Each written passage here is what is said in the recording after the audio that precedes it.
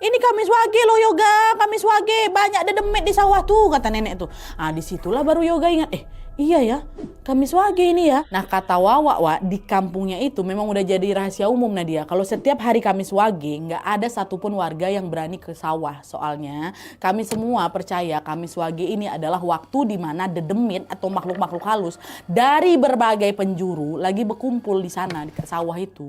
Dan kalau ada yang nekat tetap pergi ke sawah katanya bisa sial, bahkan berujung petaka besar. Ini kata si Yoga. Tapi meskipun tahu mitos ini, Yoga ngerasa nggak enak Wak kalau tiba-tiba nggak pamit sama kawan-kawannya atau ngilang gitu aja gitu kan. Jadi dia tetaplah ini pergi ke pertigaan tempat ngumpul itu untuk nemuin kawan-kawannya dulu dan ngomong langsung kalau aku nggak bisa ikut gitu.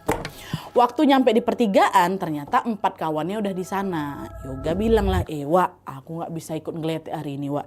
Mbah aku nggak ngebolehin katanya. Si Dani bilang, loh kenapa emangnya? Yoga jawab lagi, lupa kau. Sekarang Kamis Wage loh. Kamis Wage kan pantang ke area sawah. Sedangkan sungai yang mau kita pergi tuh dekat sawah mbah aku. Aku takut nanti kenapa-napa. Kata si Yoga, alah kau masih aja percaya-percaya kayak gitu. Dah lah, kalau kau nggak mau ikut ya nggak apa-apa juga. Biar kami berempat aja. Kami nggak takut ya sama kayak gitu. Kata si Dani. Nah di situ Yoga jadi bingung Wak. Di satu sisi dia takut sama mitos itu, tapi di sisi lain dia juga nggak mau kalau misalnya tinggal sama kawan-kawannya dia mau ikut ngeletek juga. Akhirnya karena ngerasa udah familiar sama area sawah neneknya, Yoga pun nekat ngeberaniin ikut. Adalah yuk ikut aku. Siang kok ini nggak bakal ada apa-apa lah ya. Iya ngapa pula aku takut kata si Dani. Dah lah tuh. Akhirnya Yoga sama kawan-kawannya betulan Wak berangkat ke sungai dekat sawah neneknya itu sekitar jam 1 siang. Tetap nekat ngeletek. Nah pas sudah nyampe di sana, Yoga dan keempat kawannya langsung turun ke sungai Wak. Sungainya nggak begitu dalam, cuman sebetis orang dewasa aja lah, nggak dalam sama kami. Terus aliran sungainya ini juga nggak deras, tapi manjang gitu Wak. Memanjang, ngelewatin pinggiran sawah warga. Mereka pun nyusur lah sungai itu dimulai dari hulu. Mereka cari-carilah itu ikan di balik-balik batu, di pinggir-pinggir sungai. Sampai ke area dekat sawah neneknya Wawa. Dah. Cari-cari situ.